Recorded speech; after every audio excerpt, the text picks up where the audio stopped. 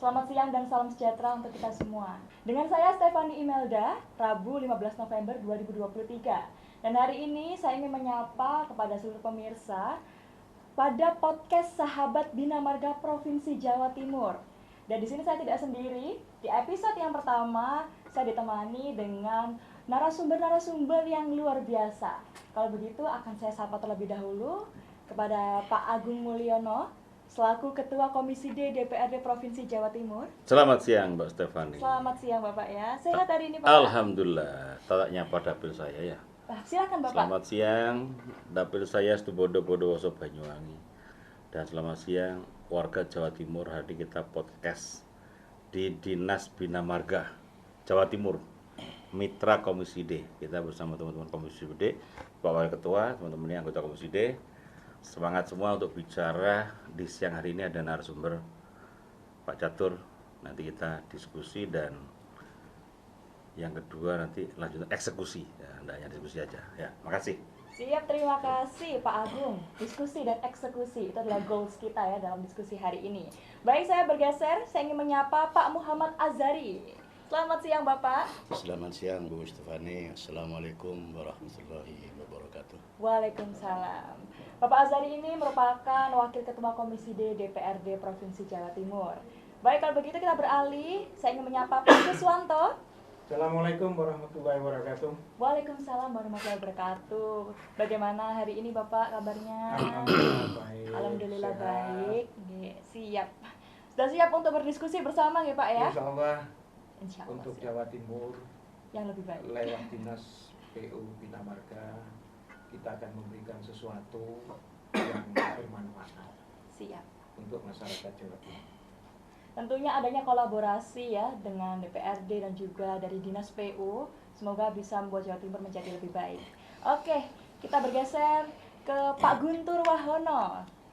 Bagaimana hari ini Bapak? Semangat? Alhamdulillah sehat, semangat. Salam untuk warga besar masyarakat Jawa Timur. Inilah bentuk kemitraan kita semua Komisi D dengan dinas terkait. Oke, sukses selalu untuk semuanya. Terima kasih Bapak Guntur. Dan saya ingin juga menyapa Pak Satip dari DPRD juga. Assalamualaikum Silakan. warahmatullahi wabarakatuh. Selamat sore untuk kita semua. Selamat sore, baik. Dan hari ini saya tidak hanya berbicara dengan Komisi D dari DPRD Provinsi Jawa Timur, namun kita juga ditemani pakar dari dosen Teknik Sipil Institut Teknologi 10 November. Kami ingin menyapa Pak Catur Arif. Iya, Assalamualaikum. Waalaikumsalam. Iya. Selamat siang Pak Catur. Siap, selamat siang. Sudah siap ya kita berdiskusi bersama ya? Insya Allah lah. Ini kebaikan kita semua. Luar biasa ya. Iya. Hari ini bersama narasumber yang luar biasa, kita akan membahas bersama tentang satu topik, yaitu tentang bencana hidrometeorologi. Seperti yang kita ketahui Bapak, saat ini kan kita sudah mendekati musim penghujan begitu ya. Banyak sekali dalam berita dijelaskan bahwa musim penghujan ini sudah mulai masuk November 2023. Namun ya kenyataannya ada beberapa daerah yang masih belum merata begitu ya untuk curah hujannya. Dan pastinya antara Dinas PU, Bina Marga dan juga Wakil Rakyat ada suatu hal yang perlu disiapkan dari pemerintah juga ya untuk menghadapi ancaman di musim penghujan ini. Namun sebelum itu biar lebih jelas lagi, Bapak mohon izin saya ingin bertanya terlebih dahulu dan biar lebih jelas ya tentang apa sih sebenarnya yang dimaksud dengan bencana meteorologi. Pertanyaan ini akan saya arahkan yang pertama kepada yang kami hormati Pak Catur Arif selaku dosen teknik sipil. Sebenarnya apa Bapak yang dimaksud bencana hidrometeorologi? Ya, jadi gini, kalau kita bicara bencana hidrometeorologi ya, kalau hubungannya dengan apa namanya kebinamargaan, ini sebenarnya ada dua hal yang kita harus hati-hati, yaitu kan kita di Bina Marga itu kan ada jalan dan jembatan ya. Jadi dua hal ini yang kita harus hati-hati. Terutama kalau kita bicara jalan itu terutama di terutama di daerah lereng itu adalah yang paling bahaya sekali biasanya. Itu sering terjadi kelongsoran dan sebagainya. Termasuk untuk yang jembatan. Nah, jembatan ini juga kita harus hati-hati karena sudah banyak perubahan das yang yang sudah berubah sekali peruntukannya. Jadi ini juga sangat berbahaya juga dengan jembatan. Nah, untuk pada saat kondisi musim penghujan nantinya ini kita harus hati-hati dengan hal itu. Itu yang ada satu hal lagi yang paling penting itu lagi adalah terutama untuk kebinamargaan itu adalah terutama untuk jalan itu adalah biasanya kondisi kerusakan jalan itu yang paling yang paling parah itu adalah pada saat musim penghujan. Jadi sudah mulai dari awal ini kita harus hati-hati dengan hal-hal seperti itu, terutama untuk menyambut musim penghujan yang nanti kemungkinan biasanya ada lebih tinggi biasanya curah hujannya. Gitu. Gitu. Secara lebih jelasnya mungkin Bapak ya untuk pemirsa yang sedang menonton saat ini, bencana hidrometeorologi itu biasanya bencana yang seperti apa Bapak? Ini hubungannya ke arah ini ya, ke arah kebinamargaan ya. Iya betul. Ini related dengan sini ya. Kalau kita bicara hidrometeorologi itu kan gini, ini kan ke arah seperti curah hujan gitu-gitu ya, atau iklim dan sebagainya. Kalau di kebinamargaan yang paling sering dirasakan itu adalah biasanya bencana kelongsoran biasanya. Longsor ya Pak ya? Ini yang paling sering karena gini, banyak sekali kejadian longsor itu tidak terjadi pada saat musim kemarau, tetapi itu terjadi pada saat musim penghujan. Nah, ini kita harus hati-hati. Nah, longsor itu tidak hanya terjadi pada daerah yang misalnya yang gundul gitu, tidak hanya terjadi pada itu juga, tapi juga terjadi pada daerah-daerah yang subur juga, yang batu-batuan juga kan sering terjadi di lapangan itu juga seperti itu. Itu adalah salah satu contoh yang paling signifikan ya. Itu seperti itu. Itu yang paling terasa sekali biasanya. Paling terasa Ya, Saya tambahin, Pak. Silakan Bapak. Biar lebih tergali. Ya. Pak Catur, Ya. kalau saya karena topik ini menarik, maka saya lebih senang berangkat dari what, apa tadi. Kemudian yang kedua, ini Jawa Timur. Jadi bagaimana terjadinya. Kemudian yang how tadi. Kemudian when, kapan, where, biasanya di mana. Yang potensi Jawa Timur Indonesia ini pemangku dapil bisa antisipasi. Ya. Betul. Terutama terkait dengan kebinamargaan. Ya. Ya, kembali ke ini. What, where, when, how, dan terakhir whose. Nah, oke. Makasih. Ya, jadi Nambah Pak Stefani kok. Iya betul. Fee-nya dibagi dua ya. enggak, artinya kalau wordnya kan sudah tadi ya, sudah kita Wordnya jawab. Ya. sudah. Hmm. Kemudian yang paling sebenarnya yang paling sederhana itu, yang paling gampang dipahami itu kan where-nya di mana kan Ya. gitu Di ya. mananya titik Di mananya. Potensinya. Jadi gini, lokasi yang paling sering terjadi adalah daerah pegunungan, Pak. Enggak, di sini Jawa Timur mana sebutin kotanya, kabupaten. Nah, jadi Jawa Timur yang sering biasanya yang ini ya, kalau di kami itu yang sering itu adalah yang di daerah Bujon, Kumitir. ya itu Kumitir juga. Sebenarnya hampir semua di daerah lereng yang jalan di mana itu adalah di lereng di lereng-lereng pegunungan. Itu untuk longsor ya Pak? Iya, untuk longsoran itu hampir jadi tidak hanya misal ya, longsor itu tidak hanya pada jalan yang misalnya tanah yang gampang longsor, tidak hanya gitu. Di daerah pegunungan yang batuan pun juga akan terjadi seperti itu. Nah, kita harus hati-hati dengan begituan. Kalau 5 daerah Jatim terawan mana itu? Paling rawan? Where? Nah, Paling rawan ya, Pak. 5 rawan. aja. The best 5. Kalau yang sering terjadi itu kan yang sering putus itu kan yang Bujon ya, Pak. Batu yang ke arah Bujon, oke. itu sering putus itu. Baik.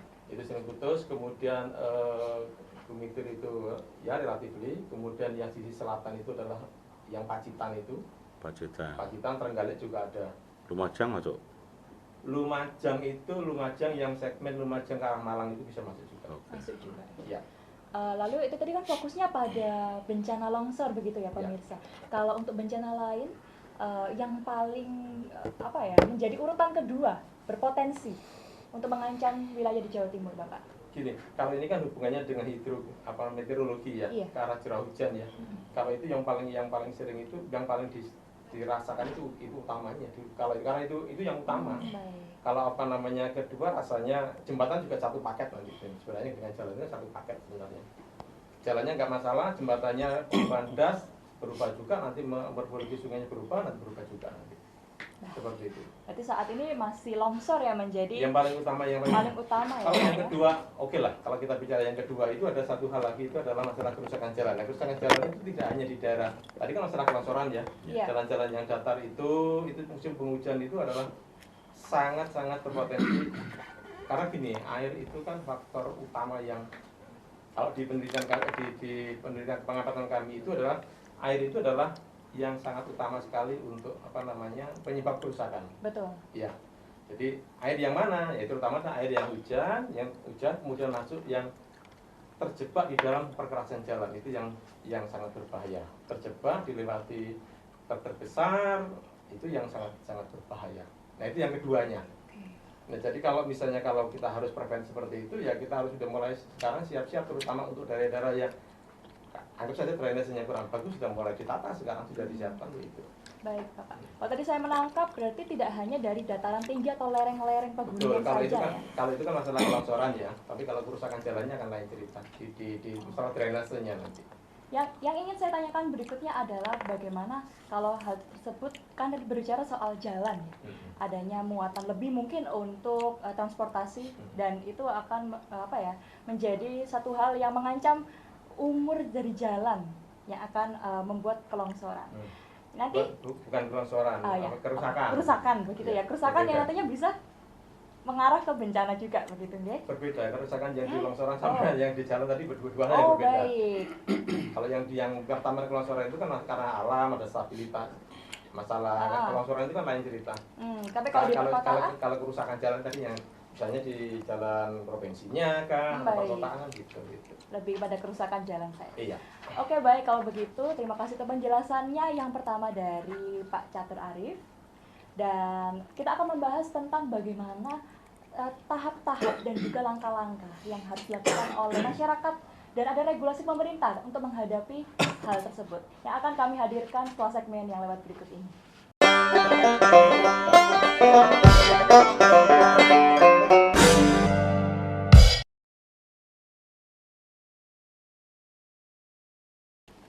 Baik pemirsa, senang sekali kita kembali di segmen kedua yaitu pada podcast Sahabat Bina Marga Provinsi Jawa Timur yang hari ini fokus untuk membahas tentang bencana hidrometeorologi. Kalau di segmen sebelumnya sudah dijelaskan oleh Bapak Catur Arif mengenai apa yang dimaksud dengan bencana hidrometeorologi dan kawasan mana yang memiliki dampak paling tinggi untuk mengalami bencana. Mungkin pada segmen kali ini kita akan bertanya kepada Komisi D DPRD Provinsi Jawa Timur. Yang akan saya arahkan pertama mungkin kepada Bapak Muhammad Azhari, ya, selaku Wakil Ketua Komisi D. Bapak, seperti yang dijelaskan tadi banyak sekali ya kawasan yang mengalami suatu hal peluang untuk menghadapi bencana. Kira-kira Bapak, kalau dari pemerintah sendiri, adakah suatu langkah-langkah preventif atau mitigasi bencana begitu untuk menghadapi musim penghujan ini?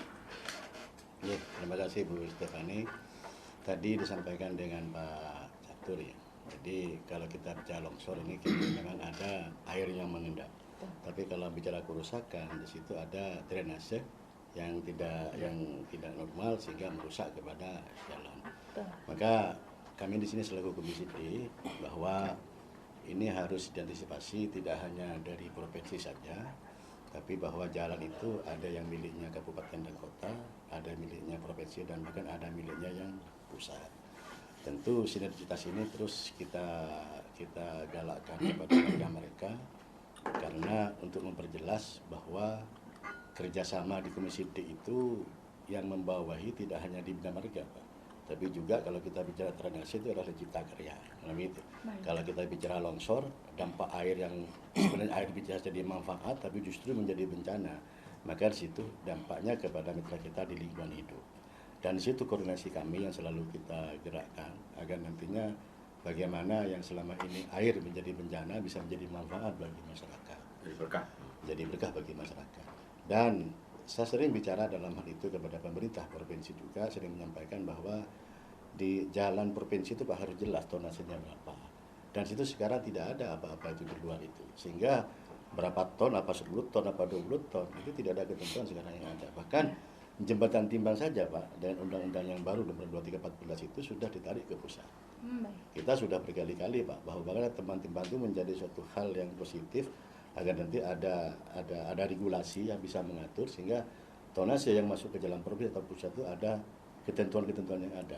Sehingga rusaknya jalan di provinsi itu yang ditemukan tadi itu hampir 70%. Ini jalan yang sudah mengarah ke pengerusakan. Jadi artinya di situ rusak tadi itu bisa satu dari drainase, bisa satu adalah bisa dari dari beratnya muatan, Beratnya sehingga muatan. kami selaku Komisi D itu sering menyampaikan kepada stakeholder yang ada agar dampaknya menjadi positif untuk kebutuhan masyarakat yang akan datang. Di antaranya kepada lingkungan hidup agar tidak berdampak, terus kepada cipta karya, kepada sumber daya air, karena ini satu lain saling keterkaitan. Betul sekali. Ya, Ya. jadi itu dulu aja dari saya Pak, Bu Stefani. Yang lanjutnya dari kita teman-teman lebih menjelaskan lagi. Baik. Silakan, ya.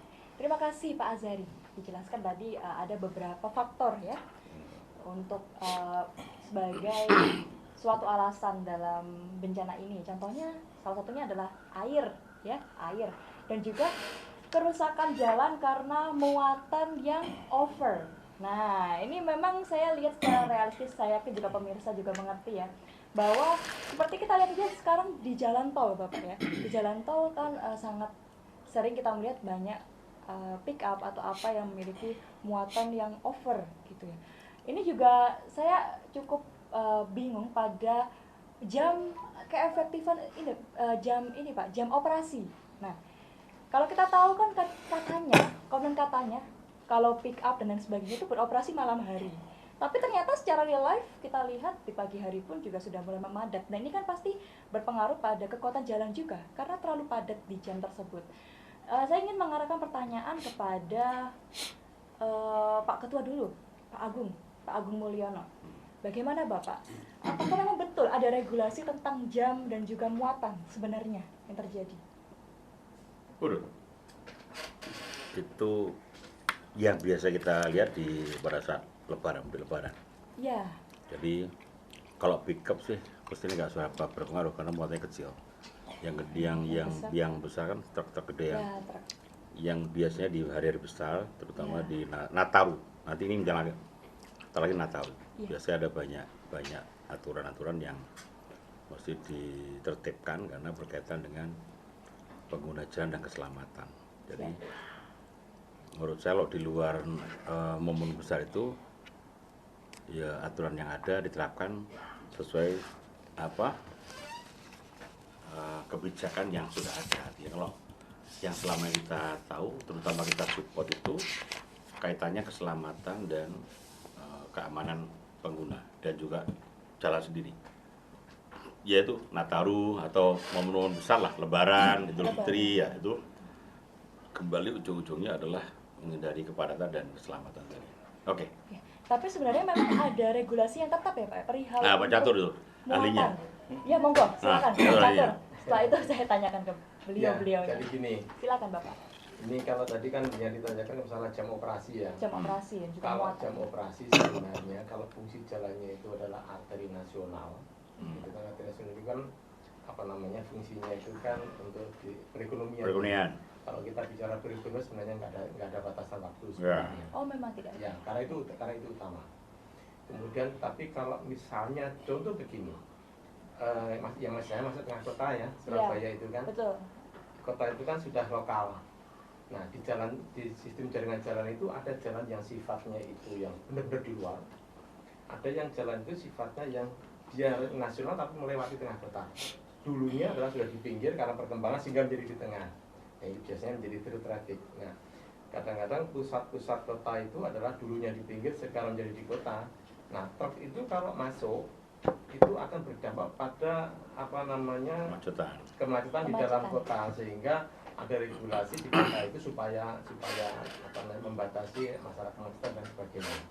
Itu seperti itu sebenarnya. Sebenarnya ya Pak ya. Ya, Namun kalau- realisasinya? Realisasinya memang harus ada aturan. Betul. Iya kan ada aturan. Contoh di Surabaya kan ada jam tertentu yang nggak boleh masuk. Karena jam tertentu itu adalah ada menjadi kemacetan nanti. Contoh saja di Surabaya itu kan jam sekolah sudah digeser, yang dulu jam 7 kan digeser setengah 6. Itu kan menggeser jam shifting hour untuk supaya tidak sama antara kita berangkat kerja sama sekolah itu kan biar nggak sama. Makanya kan di shifting. Tapi di tempat-tempat lain yang belum macet, misalnya Sidoarjo kan tetap jam 7. Seperti itu. Itu memang traffic management di situ memang. Itu traffic management di dalam perkotaan begitu. Tapi kalau untuk yang sifatnya nasional rasanya tidak ada batasan. Nggak ada ya. Misalnya port to Tidak port ada ya? misalnya ya. Oh, Misalnya Pak, misalnya kalau kita mau dari pelabuhan Petikmas misalnya Bapak itu kan bisa langsung aja masuk ke sana. Cuma working hour-nya di pelabuhan yang memang dia kelola tersendiri. Tapi kalau kita bicara tanpa kan tetap nggak ada masalah. Oke. Baik. gitu. Kalau masalah kelebihan muatan ya Pak, bagaimana pendapat Bapak? Yang over gitu Pak. Apakah Ya. ada suatu Jadi gini, aturan tertentu? kalau kita bicara aturan memang ada aturan. Contoh kalau Bapak Ibu kan dulu kan kalau kita lihat truk itu kan ada stempel yang di sampingnya kan ya Pak. NCPP-nya berapa dan sebagainya gitu. Nah, itu kalau di penelitian saya, kebetulan saya meneliti dengan Evolut itu, contoh yang tronton yang hasil Lumajang itu, Ya. kalau saya lihat di panelnya yang itu ya, kira-kira maksimumnya kira-kira ketemu 26 ton. Baik. Tapi waktu itu saya timbang karena saya harus pengen tahu berapa berat yang paling besar, paling berat. Karena penelitian saya waktu itu ternyata 54 ton, Dua kali lipat. 2 kali lipat. Over sekali. Ya. Ini bagaimana Bapak? Tahun berapa Pak? Tahun berapa itu? Saya meneliti tahun di 2015-an. Saya sekolah mulai 2012 ya 2015-an. Sampai sekarang rasanya Masih sama. masih sama. Nah, cuma yang kita harus hati-hati bahwa begini, kalau kita di perkerasan itu umurnya gini, untuk hitung tebelnya itu bukan misalnya begini, kalau muatannya lebih dari 2 kali, maka merusaknya bukan 2 kalinya, tapi dia bisa pangkat 4, bisa pangkat 5. Jadi kalau misalnya outputnya 2 kali, merusaknya 2 kali, bisa 2 kalinya, maka dia pangkat 4, jadi 16 kalinya. Seperti itu. Itu yang terjadi kalau di teori di perkerasan. Baik, terima Ya. kasih Bapak Ya. jawabannya. Ya. Cukup mencerahkan, cukup menambah pengetahuan ya untuk pemirsa tentang bagaimana sebenarnya regulasi yang terjadi untuk transportasi berupa pickup dan truk sebagainya. Oke, kita akan membahas lebih lanjut tentang hal ini kepada pakar-pakar yang sudah hadir setelah yang lewat berikut ini.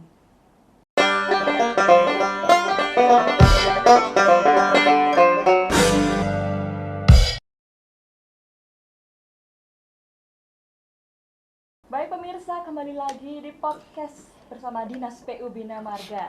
Kita melanjutkan topik yang sebelumnya tentang pembahasan jalan dan juga regulasi-regulasi untuk transportasi. Nah, kita akan berlanjut dan kita akan berpindah fokus.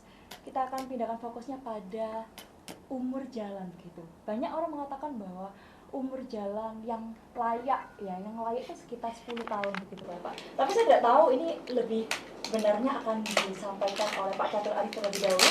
Nanti baru saya akan beralih kepada Bapak dari Komisi DPRD tentang bagaimana ke depannya. Bapak, apakah betul memang umur jalan itu adalah 10 tahun?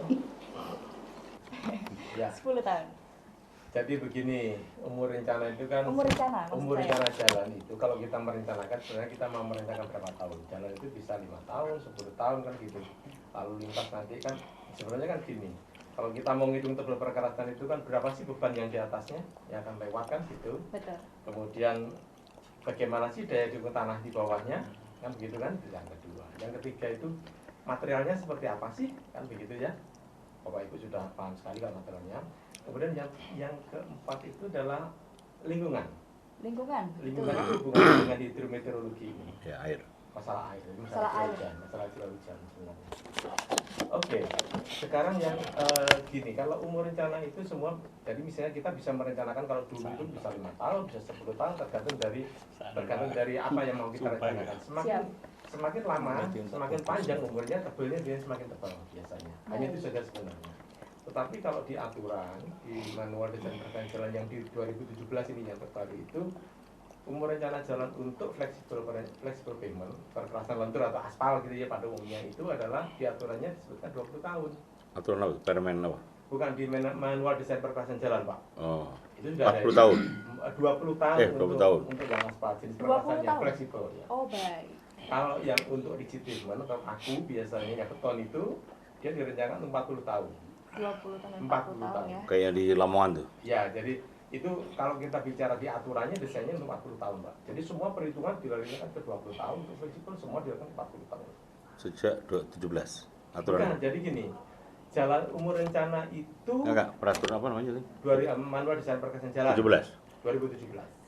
Ya. 2017. Jadi ada revisi ya 2018 ada, jadi munculnya itu di 2017 tadi ada revisi begitu. Nah, umur rencana itu dihitung sejak jalan itu dibuka.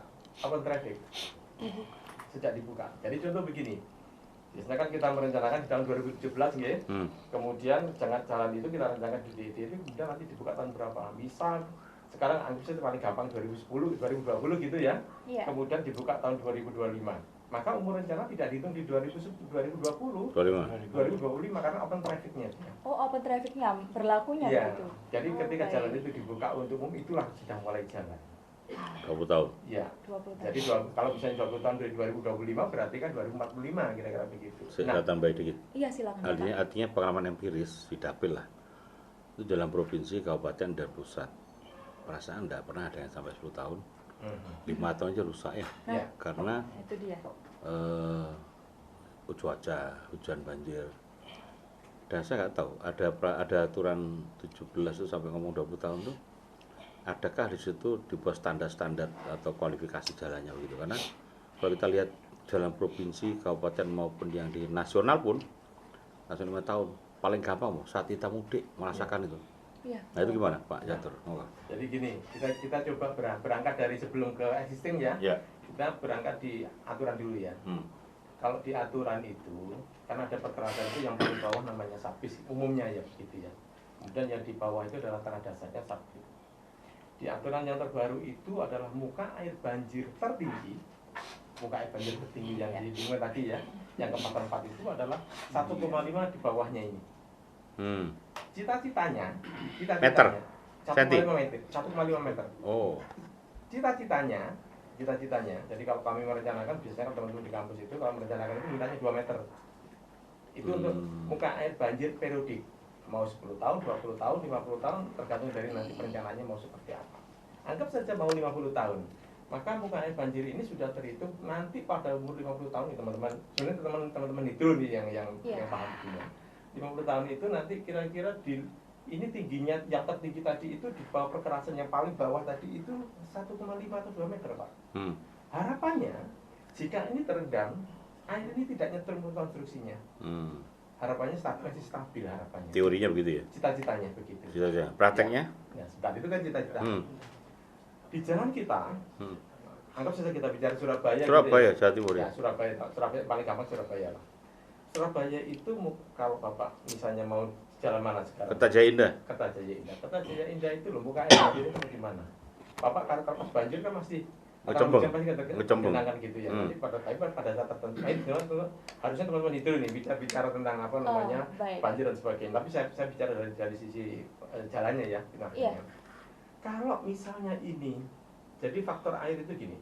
Kalau ada air yang terjebak di dalam konstruksi perkerasannya, aspal itu kan cita-citanya dulu kan kedap. Dulu kan kedap cita-citanya. Bapak yang lantai 2 saja, yang deck itu yang nggak dilewati siapa-siapa itu kan harusnya kan kerembes juga. Kadang-kadang pecah kan. Yang lewati hanya semut sama tikus. Nah ini kan aspal yang lewati sekian ton berkali-kali, pasti kan pecah. Nah ketika pecah ada air yang masuk. Nah ketika ada air masuk, air ini tidak bisa keluar, maka air ini berarti kan akan menjadi masalah. Ketika air masuk, lewatlah raksasa lewat, gitu kan? Dan perkerasan kalau sudah retak, anggap aja begini ya. Kalau retak itu jalan gini, berarti kan ini masuk di sini. Ketika masuk sini kan ada air. Ini base kelas A, CPR-nya sekian, ini kan nggak bisa masuk ke bawah, kan namanya. Ketika diketekan ke bawah, airnya ini kan naik ke atas. Nah naik ke atas dia tidak bening seperti ketika kali datang turun hujan. Dia akan membawa material halus yang ada di perkerasan di bawahnya. Di mana material halus itu adalah sebenarnya sebagai pengunci material di bawahnya di aspal tadi. Kalau ini naik ke atas berarti kan sudah lepas dia. Jadi percuma ya, walaupun jarak 2 meter pun percuma ada dari sini tadi. Betul. Makanya di penelitian kami itu adalah hati-hati dengan air yang indekos di situ, dia bisa terjebak di situ. Walaupun masih di bawah, tapi airnya jalan di atas pegunungan misalnya. Kalau ini airnya ngecembung di situ ya dilewati raksasa jebol lagi. Sama saja. Tapi kalau dilewati sepeda pancal itu enggak. Solusinya apa itu? Kenapa? Solusinya apa? Konstruksinya harus diganti. Solusinya? Ya solusinya kan Pak. Harus ada lapisan drainage layer di bawah peretasan itu. Itu sebagai solusi begitu ya Pak ya? Drainage. Tapi kalau dibongkar, ketika dibongkar di perkotaan lalu padat kan menjadi masalah juga. kan begitu. Nah itu jadi yang harus kita pikirkan bersama. Ya baik Bapak, terima Iya. kasih. Saya izin menanggapi Bapak. Kalau tadi kan dijelaskan ada beberapa material seperti ini yang Ya. mungkin Bapak lebih paham. Nah, untuk realisasinya ketika adanya sebuah proyek seperti itu untuk pembangunan jalan atau perbaikan, apakah memang standarnya semua yang dilakukan di setiap daerah itu sama seperti yang Bapak jelaskan tadi, atau ya biasanya ya ada suatu hal yang dikurangi, biasanya begitu Kalau Kalau yang Bapak katakan itu kan teori. teorinya. Nah, realisasinya sekarang Prakteknya Bapak. ya tidak seperti itu. Realisasinya seperti komisi D yang mungkin paham. Iya. Nah, gitu loh. Itu Ahlinya ini. dari segi keilmuan. Boleh, saya mengarahkan ke Pak Kuswanto, monggo dijawab Bapak, bagaimana? Yang mana ini? Tentang tadi, realisasinya di daerah bagaimana dengan standar pembangunan seperti itu, apakah memang terjadinya demikian pemirsa? Saya itu di DPR kan lumayan lama. Iya Bapak, siap. Dalam perencanaan penganggaran itu tidak ada yang model-model begitu sesuai dengan umur Oh tahun iya, segala baik. macam. Yang penting kalau struktur tanahnya itu masih bisa pakai aspal, Nah, ya sudah, pemeliharaannya jadi tembel. oh ditambal gitu ya Pak ya? Iya, atau Baik. dilapisi. Baru kalau kemudian struktur tanahnya itu sudah nggak bisa pakai aspal, ya sudah pakai beton. Pakai beton. Itu Oh. aja, akal-akalannya gampang kok. Tanpa Pakai beton pun siap. ternyata tidak menyelesaikan. Di daerah saya di Jombang itu sudah pakai Siap. beton. Ternyata ya bangunannya mulai semua. Akhirnya betonnya dikelupas. Oh begitu. Gitu loh. Tapi yang penting ini kan kita harus berbasis pengetahuan. Tadi Pak Ketua, Pak Wakil Ketua mengatakan jalan itu ada 3. Ada jalan kabupaten, ada jalan provinsi, Pusat. ada jalan negara. Dan pusat. Istilahnya jalan negara. Siap Bapak. Bagaimana membedakannya? Kalau tidak ada garisnya, garis putih maupun garis kuning, itu punyanya kabupaten. Oh baik. Kalau garisnya putih, itu punyanya provinsi. Hmm. Kalau garisnya kuning, itu punya jalan negara. Oh baik. Jadi harus paham dulu. Karena kita ini yang di provinsi yang mengelola anggaran dan mengelola masalah PU, itu kadang-kadang jadi sasaran. Jualan berlubang, teriak-teriak seakan-akan kita tidak bekerja. Nah itu jalan pemerintah. Nah, jalan pusat, jalan negara. Kita nggak punya kewenangan menggunakan anggaran di situ, nggak bisa. Begitu juga ada jalan punyanya kabupaten. Provinsi nggak boleh menyentuh. Mengalirkan anggaran juga nggak boleh. Kita hanya bisa menggunakan anggaran kita untuk jalan provinsi. Itu. Ya, betul. Jadi saya banyak hal yang ingin saya sampaikan ini, masalah muatan segala macam. Baik. Jadi Setelah ini kita ini bersama PU sedang berbicara yang ingin disampaikan pesannya pada masyarakat. Inilah kita mau masuk penghujan. ya betul Pak. Tadi hidrometeorologi. Ya. Ya. Kita di Indonesia itu punya hanya 2 musim saja. Karena kita masuk kategori Tropis. negara tropis. Musim kemarau dan musim penghujan. Hujan. Musim kemarau hampir tidak ada resiko kecuali kekurangan Kurang air. kekeringan. Ya, kalau sekarang akan memasuki musim hujan, pemicunya itu air.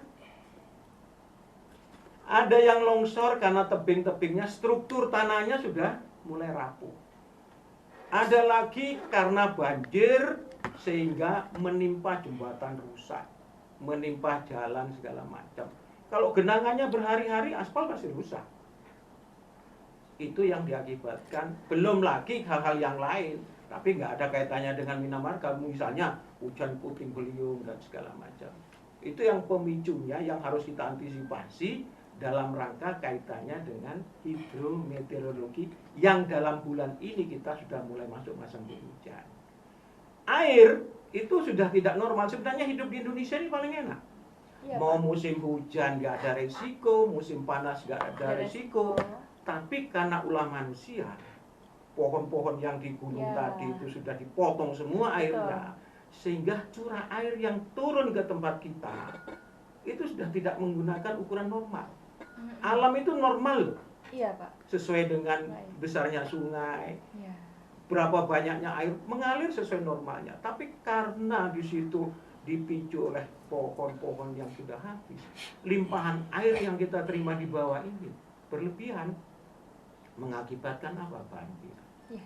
longsor, dan lain Betul. sebagainya. Terkait dengan kendaraan yang bermuatan berat tadi, dalam undang-undang lalu lintas itu diatur tentang overdimensi dan overload, yang kita semua mengenal itu namanya odol. Odol itu singkatan dari overdimensi dan overload. Dimensi. Tetapi kita belum bisa menerapkan undang-undang itu. Hmm. Perangkatnya sudah ada di jalan tol itu Mojokerto ke Iya. Jombang itu ada timbangan. Tapi mulai dibuat sampai sekarang nggak pernah digunakan. Baik. Kenapa?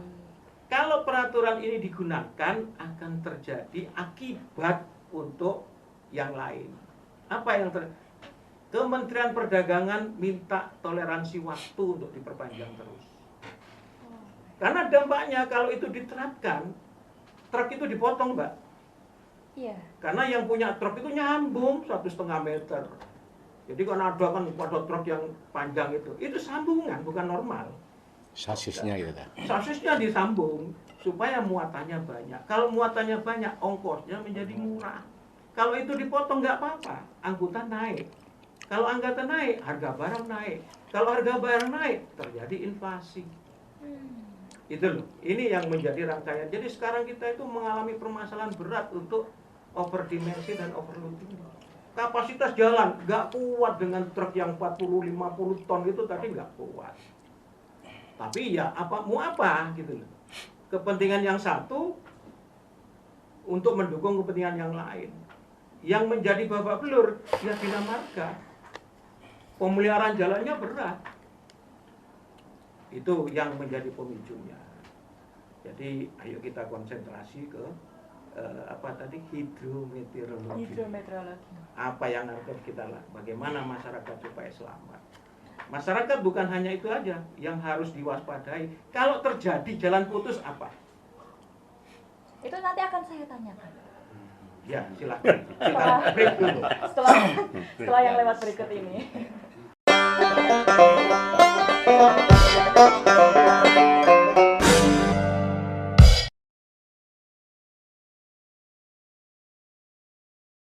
Baik, kembali lagi di segmen kali ini, yaitu bersama dengan podcast Sahabat Bina Marga Provinsi Jawa Timur, dan kita akan melanjutkan topik pembahasan yang sebelumnya dibicarakan.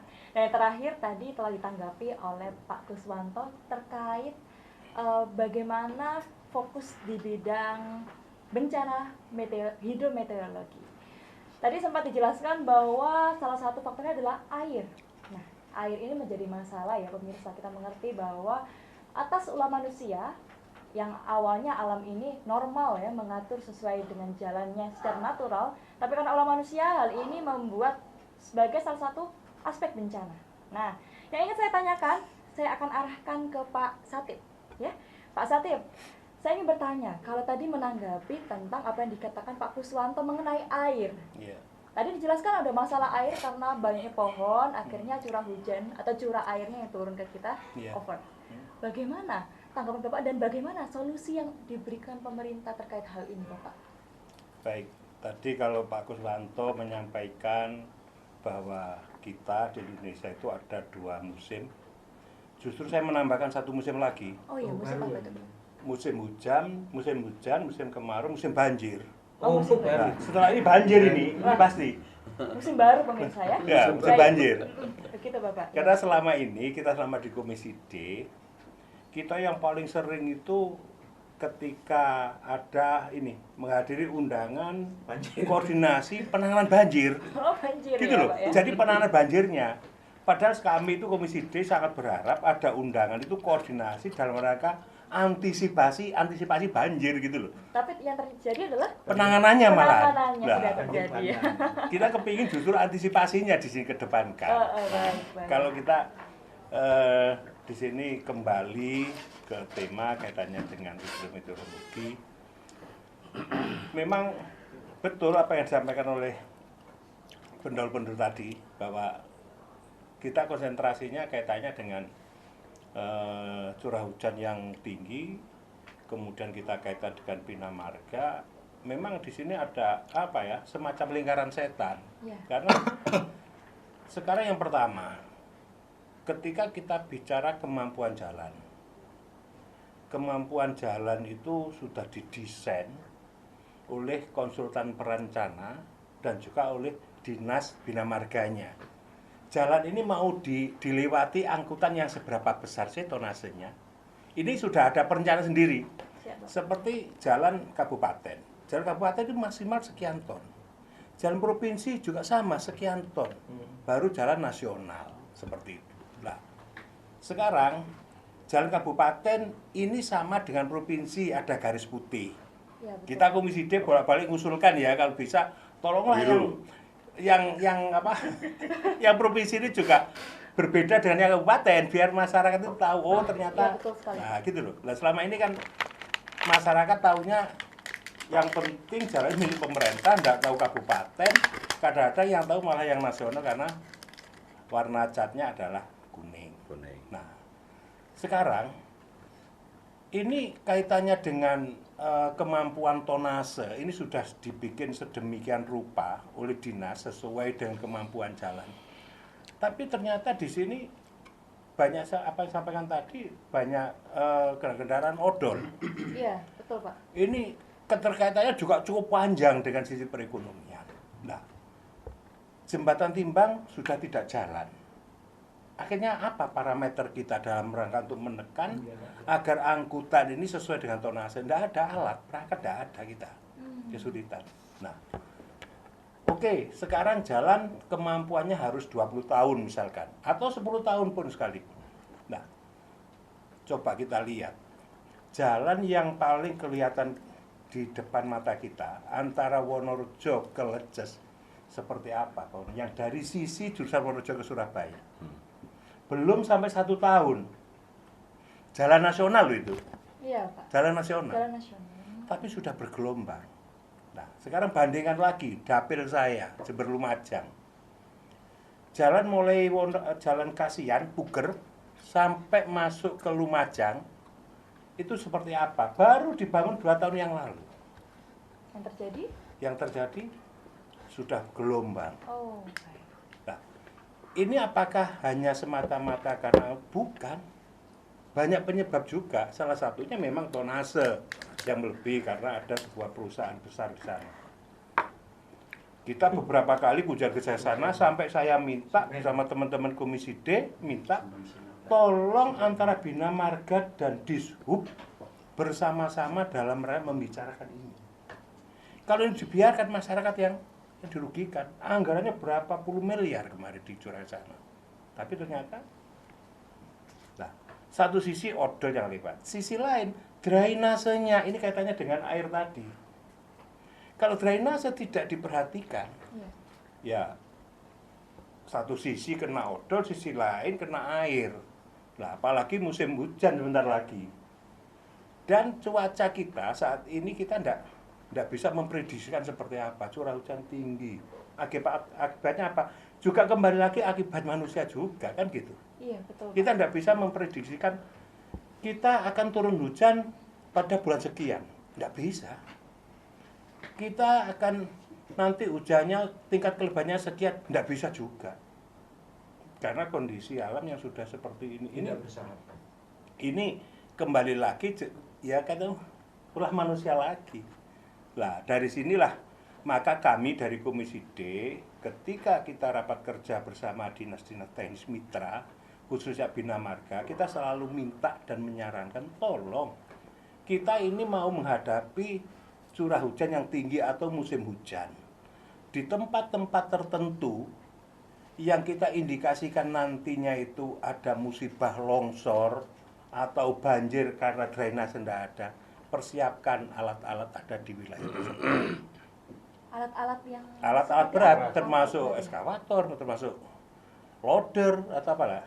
Ini dalam rangka apa? Antisipasi ketika terjadi longsor, ini cepat-cepat ada tindakan. Satu contoh lagi, di daerah Batu ke barat, jurusan Kediri, ini tingkat longsornya sangat tinggi sekali. Dan kita dalam 1 tahun, ini berkali-kali ketika musim hujan kunjungan kerja sana.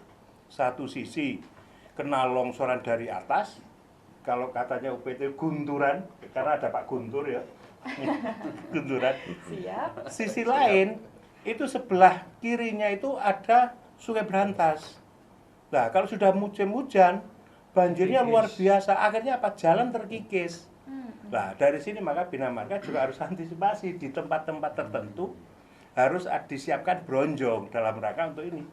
Antisipasi ketika sewaktu-waktu terjadi banjir, di sini menerjang jalan sehingga bisa didek oleh bronjong. Nah, hal-hal semacam ini yang harus menjadi prioritas dari Bina Marga dalam rangka mengantisipasi terjadinya hidrometeorologi seperti ini. Seperti itu. Baik, terima kasih Pak Satip untuk tanggapannya. Tadi dijelaskan oleh Pak Satip tentang kesiapan dari Dinas PU Bina Marga tentang ini ya Pak ya, untuk mengantisipasi dengan alat-alat berat di setiap daerahnya.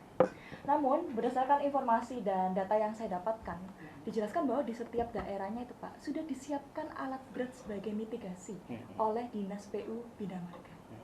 Nah, untuk selengkapnya, kita akan bahas setelah yang lewat berikut ini.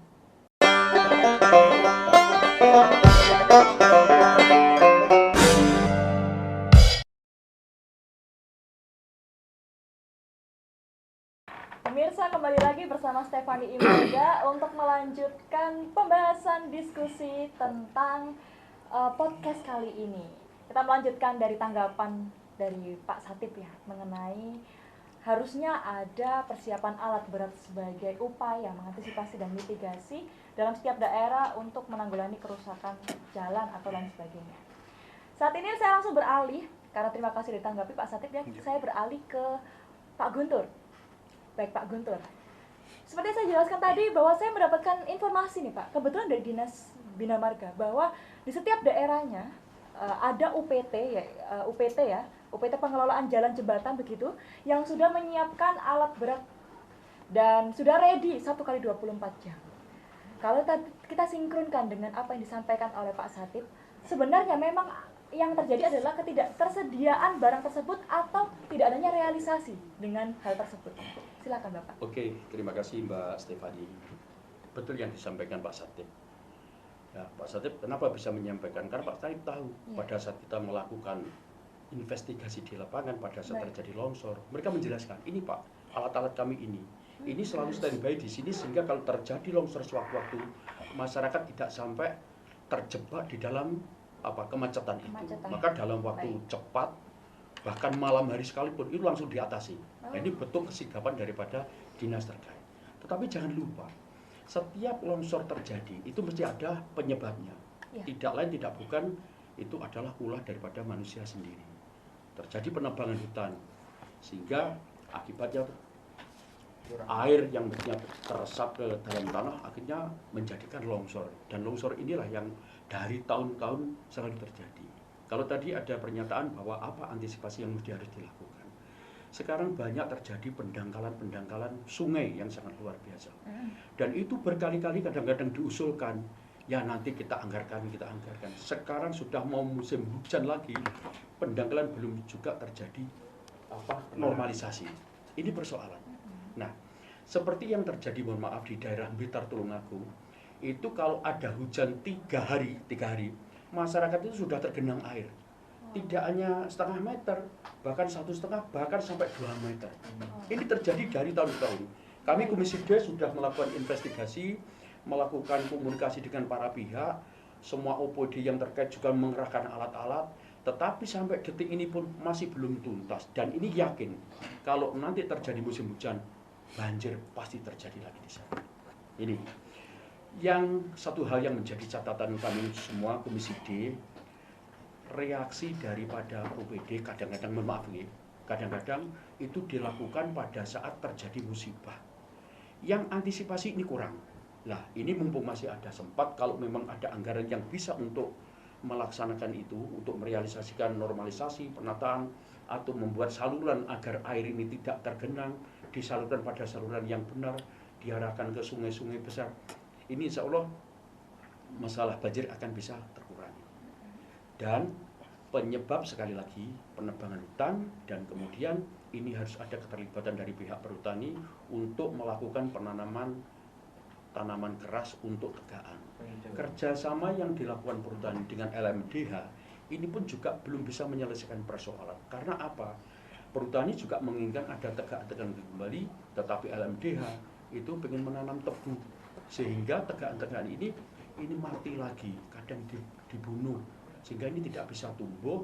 Akhirnya longsor akan terjadi lagi, banjir akan terjadi lagi dari tahun ke tahun. Ini persoalan. Sekali lagi perlu koordinasi dengan baik dengan pihak perhutani agar penanaman hutan kembali dengan baik, tegak-tegaan harus hidup, harus ada, dan sumber mata air ini juga harus ada di mana-mana. Karena pada saat kemarau kita menjadi persoalan kekurangan air, tetapi pada saat musim hujan air menjadi musibah yang sangat luar biasa. Dan ini terjadi di Jawa Timur Selatan, Blitar, Tulungagung, Trenggalek, dan bahkan di Bojonegoro. Betul Pak Sari ya? Iya. Bojonegoro dari tahun ke tahun itu pasti banjir. Jadi kami semua Komisi D sering melihat ke sana, komunikasi dengan pemerintah daerah setempat, kemudian bagaimana ini upaya-upaya harus dilakukan. Kerjasama antara pemerintah provinsi dengan pemerintah kabupaten itu mesti harus dilakukan dalam rangka penanganan persoalan ini, persoalan rakyat, dan kita semua harus ikut hadir dalam rangka mencarikan solusi itu semua. Demikian Pak, terima kasih. Baik, terima kasih. Terima kasih ya Pak Guntur untuk jawabannya. Baik, berarti mengenai tentang yang tadi alat-alat berat begitu sebenarnya memang sudah tersedia begitu ya Pak ya? Ya, sudah tersedia dan kita tahu memang disiapkan. Seperti yang di Disiapkan. Pujon itu Oh, baik, betul. ada di sana itu. Ada di sana, Pak. Oke. Artinya kalau nanti terjadi longsor sewaktu-waktu, Sudah siap. Dinas Terkait sigap langsung melakukan penanganan agar masyarakat tidak terjebak di jalur itu. Karena tidak ada jalan lain. Iya. Jalur Pujon Kediri kan cuma satu, Pak. Itu. Kalau putus Nah, habis. udah, kalau balik ya jauh lagi. Itu yang terjadi, Ge. Jadi gini, Iya. Silakan Pak Kuswanto. Dinas PU Bina Marga itu tidak sektoral, tidak sendiri. Karena pada setiap situasi itu harus dihadapi bersama. Betul Bapak. Berbicara penyebabnya air, ya sumber daya air juga ada di situ. Jadi Dinas Sumber Daya Air itu juga punya alat-alat perangkat-perangkatnya itu punya, dan itu hampir tersebar di masing-masing daerah. Misalnya terjadi banjir bandang, itu biasanya kan ada penyebabnya, tanggul jebol. Ya, itu semua harus terkait, semua harus mengirimkan yang namanya alat-alat berat itu semua harus jalan. Mereka yang ada yang bego untuk sungai itu yang punya sumber daya air. Kemudian bagaimana nyari karung itu, karung sudah ada, karung yang diisi pasir untuk nutup sementara tanggul-tanggul yang jebol itu kabupaten punya. Jadi kalau nanya kesiagaan Jawa Timur, itu biasanya terjadi koordinasi kalau sudah terjadi masalah. Kabupaten punya karung itu, yang ukuran besar maupun kecil, cuma tinggal ngisi pasir, langsung ditutup yang bocor-bocor itu untuk sementara. Provinsi punya, pusat juga punya, karena pusat itu punya perwakilan di masing-masing daerah. Itu semua bersama-sama menyelesaikan. Seperti misalnya pada waktu terjadi sampai jalan putus yang ada di mana Jombang itu yang terjadi di Jombang, padahal wilayahnya di Kediri yang jebol itu. Sehingga Kediri ikut, Jombang juga membantu, karung-karung itu semua terlibat. Jadi itu yang bisa kita sampaikan kepada masyarakat. Jadi Bu Kofifa itu pada saat terjadi seperti itu, dia dalam waktu 24 jam genangan air di satu kecamatan itu akan habis airnya. Tapi bukan habis dengan cara nunggu nggak ada hujan, karena ini mau dikosongkan airnya, hujan terus. Iya. Iya, apa yang terjadi? Ya tanggulnya dapat diselesaikan. Pada waktu itu teman-teman komisi ini ya, sampai ke tempatnya yang jebol itu, lokasi bencana yang jebol itu, mereka cepat karung. Itu yang terjadi. Jadi ya alhamdulillah kita sebagai wakil rakyat di Jawa Timur ini, ya paling tidak kalau terjadi musibah dalam waktu yang relatif singkat itu bisa terselesaikan. karena masyarakat biar aktivitas perekonomiannya jalan. Seperti Jember itu terjadi banjir bandang itu, nggak ada yang bisa ngitung itu akan terjadi, sampai jebolkan jembatan yang cukup menyita konsentrasinya Pak Sakit sebagai wakil rakyat dari Jember, luar biasa itu. Saya kira itu Mbak, kesiapan Jawa Timur. Iya, nambah Silakan, sedikit Bapak. Mbak. Iya, Iya. baik. Di samping dari dinas-dinas terkait, Mbak, ini dalam rangka penanggulangan bencana kan di sana ada keterlibatan dari BPBD. Baik dari BPD daerah setempat maupun BPD provinsi mesti datang ke sana untuk konsentrasi membantu Nah, itu golongannya masyarakat. dapur, Ya, gitu. dapur. Termasuk relawan dari Baguna dan relawan-relawan yang lain. Nah, ini sebagai bentuk kesiapan daripada pemerintah dengan masyarakat bekerja sama bagaimana ini persoalan bisa tertangani dengan baik, terutama masalah banjir dan lain sebagainya. Dan yang kedua, perlu kepedulian masyarakat sebetulnya. Tadi Pak Satip menyampaikan banyak jalan-jalan tergenang air. Kalau air tergenang di jalan-jalan, baik itu jalan provinsi, jalan negara atau jalan daerah, masyarakat sekarang kurang peduli. Kalau dulu ada yang bawa cangkul, air dialirkan ke sana, sehingga ini tidak sampai tergenang. Kalau air tergenang situ, lubang, ya itu tambah lebar, akhirnya hancur. Nah, sekali lagi, perlu keterlibatan semua pihak, terutama kepedulian daripada warga masyarakat sendiri. Demikian, terima kasih. Jadi yang menjadi kunci adalah kepedulian. Ya. Kalau tadi saya menangkap dari Pak Kuswanto itu adalah beliau mengatakan bahwa Dinas PU ini tidak sendiri.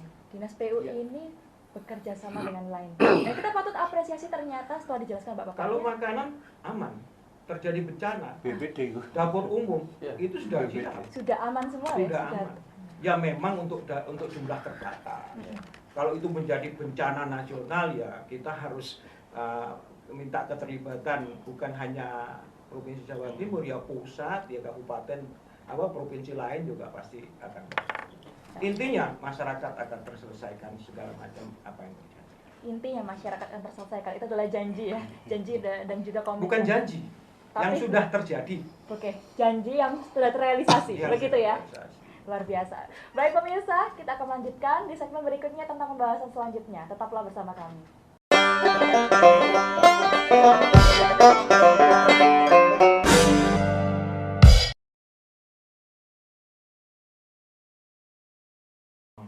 Baik, terima kasih pemirsa masih setia bersama kami dan tidak terasa kita berada di akhir sesi perbincangan yang luar biasa bersama narasumber yang tentunya berkompeten di bidangnya begitu ya. Kita langsung beralih ke pertanyaan yang akan saya arahkan ke Pak Catur Arif selaku akademisi.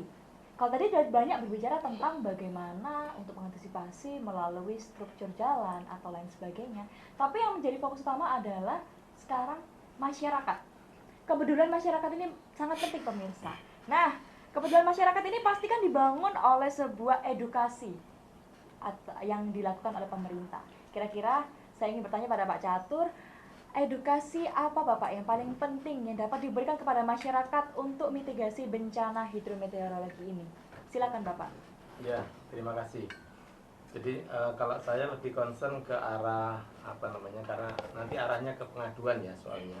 Ya. Jadi edukasi ke teman-teman masyarakat itu yang harus kita tahu itu, yang harus kita sampaikan itu adalah metode penanganan kerusakannya. Kalau di bina margaan itu kan ada pemeliharaan rutin, ada yang berkala, ada skema-skema seperti itu.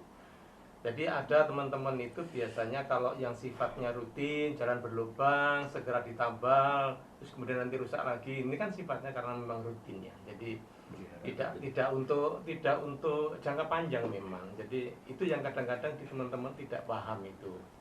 Kan seringkali seperti itu ya. Ya, Itu yang harus ada edukasi penyampaian bahwa di perbaikan jalan itu seperti itu. Ada tahapan-tahapannya. Tapi kalau sudah rusak semua, nanti tentu teman-teman Bina Marga akan melakukan hal yang sewajarnya, yang sudah sesuai dengan aturannya akan seperti itu. Itu yang edukasi yang harus teman-teman masyarakat harus tahu. Jadi metode penanganannya seperti apa. Contoh yang paling kritis itu biasanya adalah yang paling sering mengadu itu kalau untuk di Surabaya kota itu kan kalau trafiknya sudah rame begitu, ya. diperbaiki sedikit, macet sedikit, sudah rame SS-nya, padahal ini kan tujuannya begitu, nanti akan rusak lagi kan begitu. Nah terutama untuk yang pada saat musim penghujan ketika ada pemeliharaan rutin ini mohon dipahami bahwa itu adalah untuk sementara, bukan untuk jangka panjang. Jadi nanti itu yang perlu dipahami oleh teman-teman di lapangan seperti itu. Oke, terima kasih.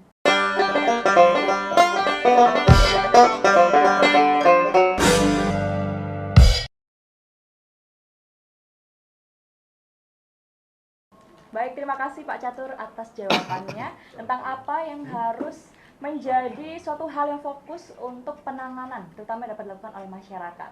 Kalau begitu biar lebih jelas lagi, kita akan mengalihkan pertanyaan. Pertanyaan terakhir akan saya serahkan kepada yang kami hormati, Pak Muhammad Azhari, selaku Wakil Ketua. Bapak, tadi dijelaskan oleh Bapak Catur mengenai adanya edukasi kepada masyarakat. Nah, pasti kan diperlukan satu wadah bernama sosialisasi, Bapak.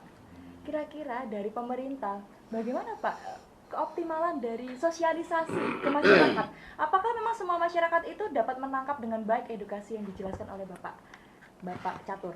Begitu. Ini jadi begini, Mbak ya. Jadi Komisi D itu adalah membawahi Komisi Pembangunan. Jadi mulai dari sumber daya air, mulai kita lihat mulai di bina marga dan sebagainya seterusnya. Tentu tadi pembahasan adalah yang sebenarnya infrastruktur sebenarnya itu adalah air dan listrik. Sudah saya jelaskan semuanya tadi itu. Terus yang kedua, kita bagaimana memberikan regulasi kepada masyarakat, solusi kepada masyarakat terhadap dengan bahayanya sampah dan sebagainya agar tidak merusak infrastruktur. Karena jika infrastruktur itu bagus, maka ada dua hal yang paling kita luar biasa. Satu tentu adalah peningkatan di sisi ekonomi, ini sudah pasti. Yang kedua adalah tentu mengurangi tingkat kecelakaan. Maka infrastruktur menjadi sangat vital untuk kita meningkatkan dua-duanya. Ini secara ekonomi dan kedua secara kecelakaan. Itu aja statement dari saya yang terakhir. Monggo, silakan. Baik, terima kasih Pak Azhari untuk tambahannya ya terkait tentang sosialisasi kepada masyarakat. Nah, mungkin pemirsa di sini masih bertanya-tanya, kira-kira kalau menghadapi bencana seperti itu harus mengadu pada siapa dan bagaimana? Lebih jelasnya akan dijelaskan oleh Pak Agung Mulyono selaku Ketua Komisi D DPRD Provinsi Jawa Timur sekaligus sebagai closing statement dari podcast kali ini. Kami persilakan Bapak Agung. Ya, terima kasih Mbak Stefani. Pemirsa sekalian Jawa Timur dan yang nonton pada podcast Pak siang hari ini, kabar baiknya adalah hari ini pemerintah hadir, kami DPR dengan mitra kami Dinas Bina Marga. Kita sudah melihat ada jalan kabupaten, provinsi, dan pusat tadi. Saya sudah berjanji bahkan bersepakat dengan Dinas Bina Marga, kalau ada jalan yang rusak dalam provinsi, janji diperbaiki GPL, gak pakai lama, maksimal 3 kali 24 jam akan diselesaikan. Yang berlubang, terutama yang rusak tadi jalan provinsi, monggo Jawa Timur pahami betul, jalan provinsi adalah garisnya putih, yang kuning nasional. Kalau garis putih rusak, lubang, segera lapor UPT terdekat, cari. Ada call centernya. Ada call centernya. Nah, ada dicek ya. Nanti akan diberikan. Kabar baiknya itu artinya apa? Saya mau sampaikan, kami hadir di masyarakat. Jalannya adalah hal yang utama untuk perekonomian kita, ya. Dan sekali lagi, saya wakil rakyat, tentunya forum ini bagus sekali, ya. Saya bilang 3B, ya, sekarang 3B tambah 1. B yang pertama adalah bikin diskusi dan eksekusi. Yang kedua adalah bikin preventif dan corrective action. Judul hari ini adalah banjir, hidrometro. Artinya Bina Marga bikinlah preventif dan corrective action. Kita semua tahu siklus ini Indonesia jelas tadi kan, panas dan hujan. Betul. Artinya apa? Dinas Bina Marga bisa memplanning, merencanakan siklus itu apa yang harus dilakukan, apa yang direncanakan, apa yang diprogramkan harus tahu. Karena hampir semua OPD harus punya siklus. Contoh kesehatan, pasti akan ada kapan siklus tifus, kapan siklus demam berdarah, kapan siklus katakanlah penyakit menular, itu ada. Artinya apa? Kejelian OPD hari Dinas Bina Marga. Yang ketiga B-nya adalah bikinlah program unggulan yang menyentuh masyarakat. Yang menyentuh masyarakat. Ya. Itu 3B. Kemudian peran kami DPR Itu 3S. S pertama, support kebijakan. Apapun yang lakukan di Bina Marga asal untuk rakyat kita support. Yang kedua adalah support anggaran. Nah, Stefani. yang ketiga adalah Stefani. bukan Oh, bukan. support implementasi. Yang keempat support Stefani. Demikian bisa semuanya. Ini Bina Marga dan DPR Provinsi Jawa Timur. Call center-nya adalah 0821 303 kali 8099. Saya ulang, kalau ada jalan berlubang di kota kabupaten Anda, itu jalan garisnya putih provinsi, komplain 3-24 jam. Kalau lebih dari itu, lapor Pak Kuswanto biar ditegur di mereka di sini. Ini konsennya 0821 3000 8099. Terima kasih. Baik, terima kasih Pak Agung Mulyono Ya. untuk closing statement dan juga jawaban atas keresahan masyarakat bingung harus mengadu pada siapa. Tadi yang sudah dijelaskan beliau, ada call center yang nanti mungkin akan ditampilkan begitu ya. Dan perlu diketahui sebagai yang paling utama adalah kalau ada keluhan tentang jalan provinsi bertanda warna apa tadi Pak? Warna putih. Putih garisnya. Jangan sampai salah, warna Ya. putih ya masyarakat yang sedang Marka, melakukan. garis marka. Karena terkadang ini ada masyarakat yang belum tahu Bapak Ya, ya. betul. Betul ya. Iya, Jadi paling enak ya garis itu. garis ya. Maka nanti awo Marka ya, garis putih ya pemirsa. Baik, menarik sekali hari ini kita membahas tentang bencana hidrometeorologi dan berbagai solusi dan berbagai apa ya suatu hal yang bisa dilakukan oleh DPRD bekerjasama dengan Dinas PU dan dinas-dinas terkait. Kita patut mengapresiasi kepada beliau-beliaunya, kepada Bapak Akademisi dari ITS, dari Komisi D DPRD Provinsi Jawa Timur, dan juga tentunya Dinas PU Bina Marga yang selalu senantiasa ready untuk mengamankan dan juga menjadikan solusi untuk kerusakan jalan ataupun bencana-bencana yang terjadi. Tentu saja di sini saya mengucapkan terima kasih terlebih dahulu atas berkenan untuk berdiskusi kepada Pak Agung Mulyono, Terima kasih. Pak Muhammad Azhari, terima kasih. Terima kasih sama-sama. Pak Kuswanto, terima kasih. Pak Guntur, terima Siap, kasih. terima kasih. Pak Satip, Matur nuwun. dan juga kami juga terima kasih untuk Pak Catur Arif Ya, yang telah sama-sama. berkenan Terima kasih. hadir. Semoga podcast kali ini menjadi suatu hal yang baik dan menjadi insight yang baru untuk masyarakat. Silakan ditonton dan disimak dengan baik. Dan tentunya untuk Bapak-Bapak, semoga kita dapat bertemu kembali di lain kesempatan dengan diskusi yang lebih panas lagi begitu ya. Diskusi yang pastinya ya lebih hot gitu ya. Kalau begitu, kami mengucapkan terima kasih. Saya Stefani Imelda, mohon pamit undur diri. Wassalamualaikum warahmatullahi wabarakatuh. Waalaikumsalam. Salam.